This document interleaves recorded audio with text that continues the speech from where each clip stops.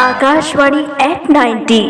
Hello everyone, मेरा नाम सृजल सिंह है। मैं धर्मजयगढ़ रायगढ़ छत्तीसगढ़ से बोल रही हूँ। आज मैं आप सबको रेडियो के बारे में अपनी एक्सपीरियंस और उसके महत्व के बारे में बताना चाहती हूँ। रेडियो एक ऐसा आविष्कार है जिसने पूरे विश्व में संवाद और मनोरंजन का एक नया युग शुरू किया। रेडियो तरंगों के माध्यम से आवाज़ को दूर तक पहुँचाता है।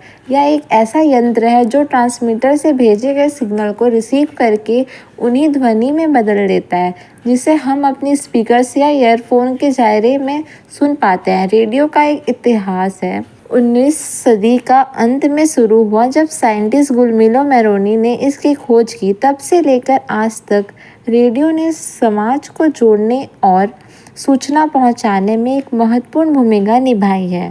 पहले के समय में रेडियो को लोगों के समाचार, संगीत, खेलकूद और मनोरंजन का सबसे बड़ा स्रोत था। रेडियो का सबसे बड़ा लाभ ये है कि इसे चलाने के लिए बस एक छोटा सा यंत्र चाहिए, जिसे आसानी से हर जगह ले जाया जा सकता है। इसमें खर्च भी बहुत कम आता है, इसलिए गांव और शहर दोनों जगह लोकप्रिय हैं।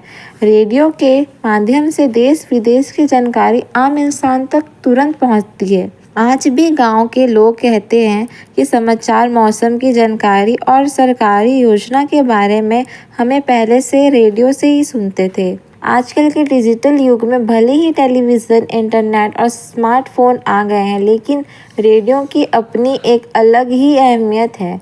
कार चलाते वक्त एफएम रेडियो सुनना या फिर सुबह सुबह डिवोशनल गाने सुनना आज भी लोगों के लिए ये एक अनोखा अनुभव है। अंत में मैं आप सबसे यह कहना चाहती हूँ, इस तरह रेडियो के बिना हमारी दुनिया अधूरी सी लगती है। यह सिर्फ मनोरंजन के माध्यम से नहीं, बल्कि ज्ञान, जानकारी और समाज को जोड़ने का एक शक्तिशाली साधन है। धन्यवाद।